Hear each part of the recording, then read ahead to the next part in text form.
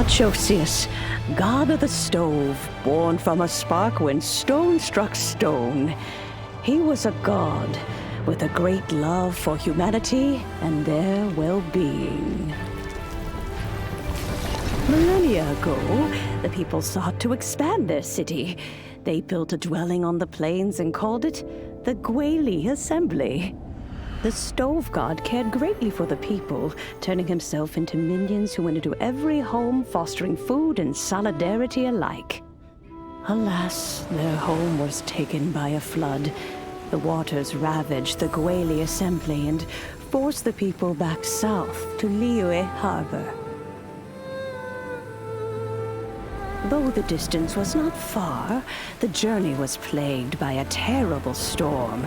For a dozen days, the Adepti stayed by their side. During this time, the stove god cooked an ancient delicacy, flatbread with a meat sauce to stave off the cold and damp, fit for those on the move. Centuries later, disaster and plague arose once more. The stove god would appear no longer, for he placed all of his power into the land itself to quell the calamities. His power expended, and his wits greatly reduced. Thus his body decreased in size. By the time he parted ways with us, he wasn't even the height of a human. He told Rex Lapis and I of the dishes that bring joy and of the secrets of the flame, then went into the mountains and entered into a long slumber.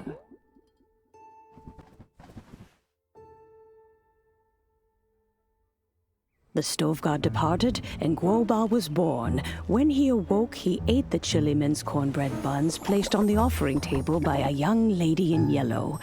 Though he did not remember the past, he was profoundly moved and decided to follow this young lady thereafter. The stove god had quietly disappeared, but the vendors rose early to hawk their wares. People went out to buy goods, lit their stoves, and cooked food, just as they had done every day for as long as they could remember. In Liyue, things have always been this way.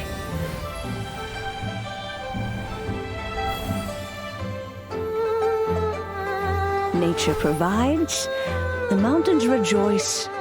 We are blessed by heaven's good grace.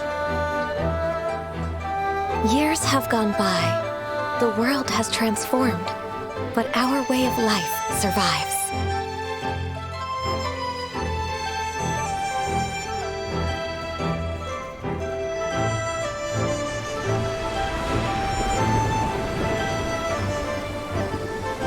Fame and fortune is only a season. It is the moment that we should embrace.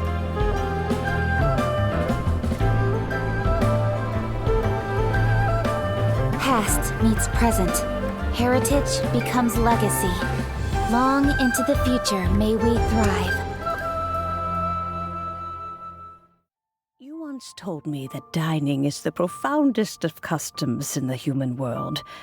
To eat well is to consume vitality itself, and to drink well is to partake of the very essence of the world. It is a matter of paramount importance, you said, for people cannot face the arduous journey ahead on an empty stomach. At once a humble affair and a profound one. A humble meal of maize and spring water is also profound in that.